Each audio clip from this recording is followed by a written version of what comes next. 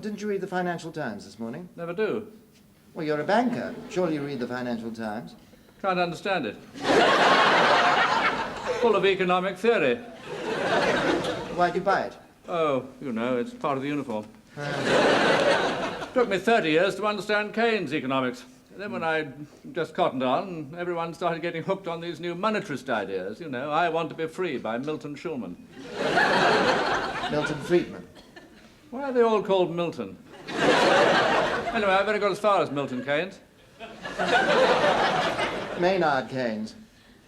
I'm sure there's a Milton Keynes. Well, yes, there is, but yes, won't you sit down? So you didn't read about the minister's speech to the Architectural Association last night, attacking skyscraper office blocks. Got him some good publicity. Oh, it isn't a skyscraper. How many stories is it? 38. Well, 44 with the extra 6 we're asking for. Yes, well, he was talking about the maximum tolerable height as being 8, you see. But damn it, Humphery, surely you can talk him out of it. I mean, you know, sort of work him upwards. 8, 12, 18... I mean, that's your job, isn't it? Talking him out of things? Yes. But don't forget there was a promise to prevent any more high-rise buildings in the environment section of the manifesto. Oh, does that scupper it, then? Well, not necessarily.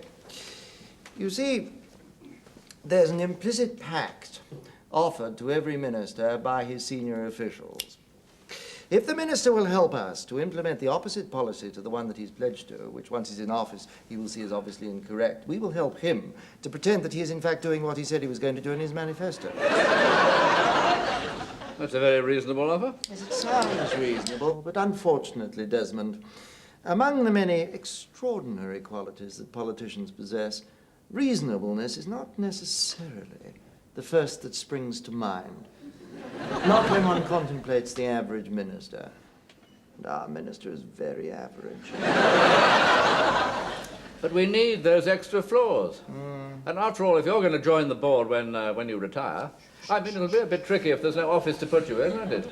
Entertaining your visitors in a porter cabin in the car park. And I'm not saying you won't get permission. I'm saying you won't get it today. You'll have to be patient. Surely once a minister's made his decision, that's it, isn't it? What on earth gave you that idea? Surely a decision's a decision. Only if it's the decision you want. If not, it's just a temporary setback. Ministers are like small children. They act on impulse. They want something desperately, and next day they've forgotten they ever asked for it. Yes, but he is a minister of the Crown. Yes, you know why he's called a minister of the Crown, don't you? Huh? Because he's always talking off the top of his head. Or through the back of it.